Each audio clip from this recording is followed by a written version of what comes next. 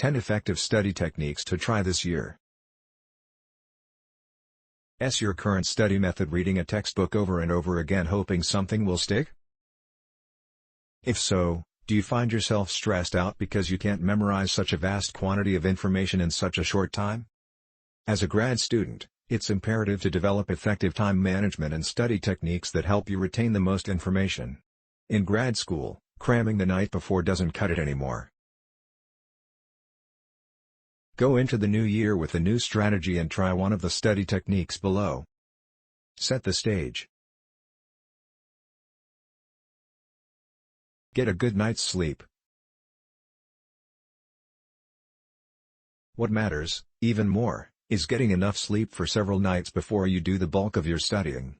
Switch up your study environment. Studies show that switching up your study environment can increase recall performance. Instead of studying at home every day, try checking out a new coffee spot each week or heading to your local library. A change in scenery can improve both your memory and concentration levels. Stick with an environment that works. If you have a good space at home or a cafe that is reliably a productive place for you, it makes sense to stick with this when you are under pressure. Listen to calming music. You can listen to any music you like, but many agree that classical, instrumental, and lo-fi beats make good background music for studying and can actually help you pay attention to the task at hand. Songs with lyrics can be distracting. Eliminate distractions. Eliminate distractions by silencing your phone and any annoying background noises such as the TV or radio.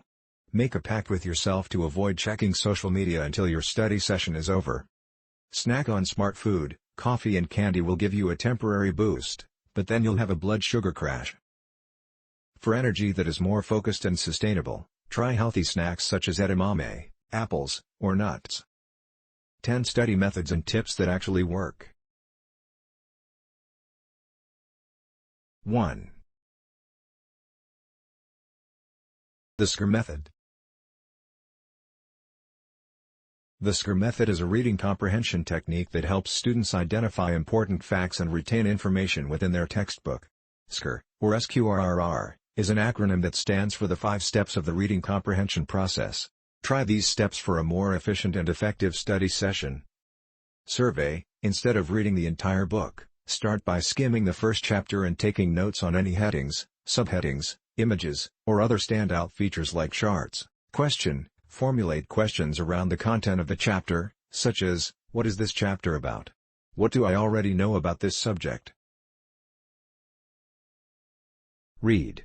Begin reading the full chapter and look for answers to the questions you formulated. Recite. After reading a section, summarize in your own words what you just read. Try recalling and identifying major points and answering any questions from the second step. Review. Once you have finished the chapter, it's important to review the material to fully understand it. Quiz yourself on the questions you created and reread any portions you need to. Retrieval practice. Retrieval practice is based on the concept of remembering at a later time. Recalling an answer to a question improves learning more than looking for the answer in your textbook.